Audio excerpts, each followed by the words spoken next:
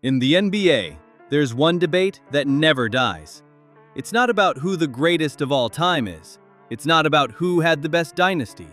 It's about something deeper, something that defines how we look at players, their choices, and their legacies. It's the debate between super teams and loyalty. On one side, you have stars like LeBronJames and KevinDurant, players who left their original teams to form powerhouse super teams, chasing championships and maximizing their careers. And on the other side, you have legends like Kobe Bryant, Dirk Nowitzki, and Tim Duncan, players who stayed loyal, wearing the same jersey for decades, becoming symbols of commitment, authenticity, and passion. So here's the real question. Which legacy truly lasts longer?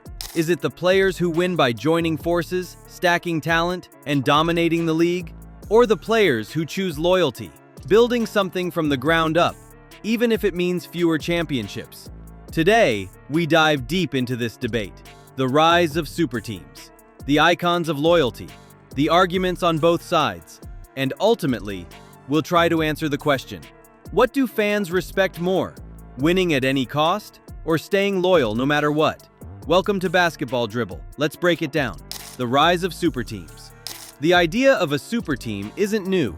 In fact, the NBA has always had teams stacked with multiple stars. But in the modern NBA, super teams became more controversial than ever. Let's rewind to 2008. The Boston Celtics shocked the league by bringing Kevin Garnett and Ray Allen to join Paul Pierce. That Big Three instantly won a championship. They were one of the first modern super teams, built not through the draft, but by stars coming together. But the real earthquake came in 2010. After 7 years in Cleveland without a championship, LeBronJames made his famous decision. He left the Cavaliers and joined Dwayne Wade and Chris Bosh in Miami. The backlash was instant. Fans burned his jerseys. Analysts said he took the easy way out, but it worked. The Heat went to 4 straight finals, winning 2 rings. LeBron's move changed everything. Suddenly, teaming up wasn't just an option.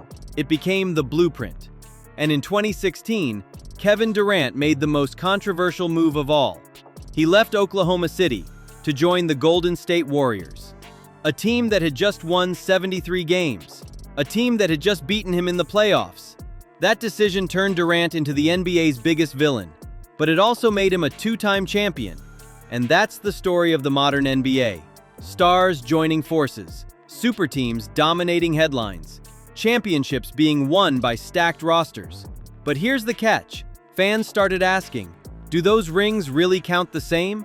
Does chasing a title hurt your legacy in the long run? The icons of loyalty. While some players chose super teams, others chose loyalty. Think about Kobe Bryant. 20 years with the Los Angeles Lakers. Through ups, downs, and even trade rumors, Kobe stayed. He won with Shaq. He won without Shaq.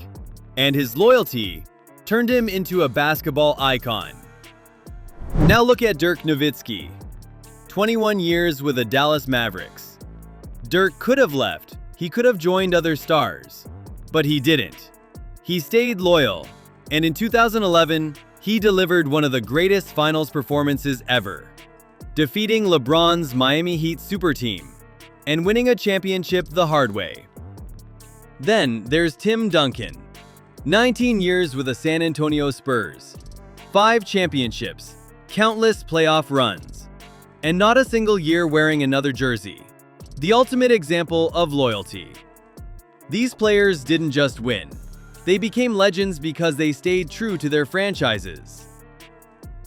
Fans admire loyalty because it feels rare in today's NBA.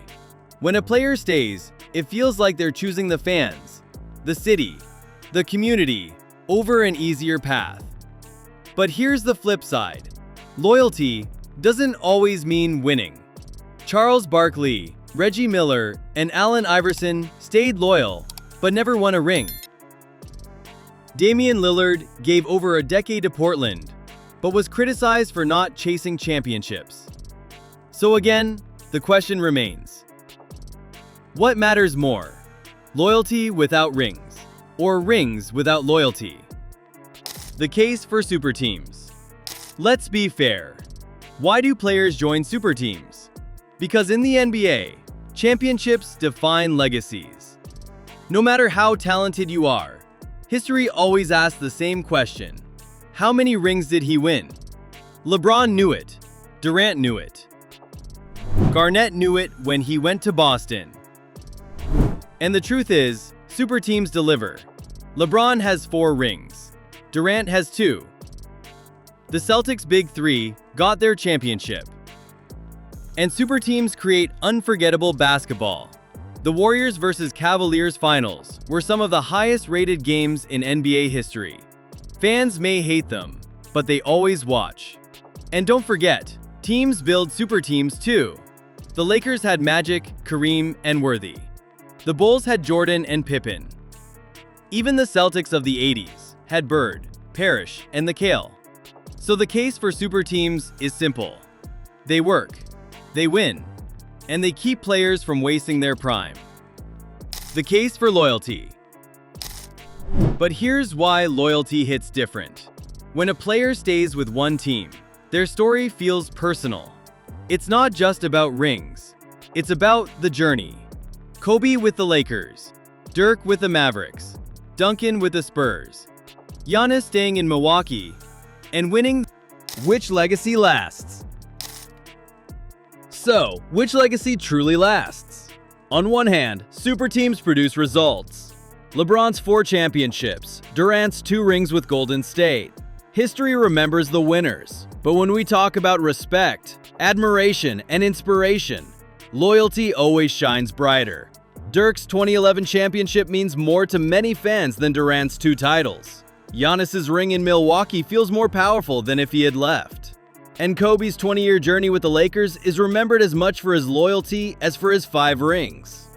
Super teams may dominate the moment, but loyalty builds stories that live forever. Maybe the truth is this: both paths matter. Both create legacies.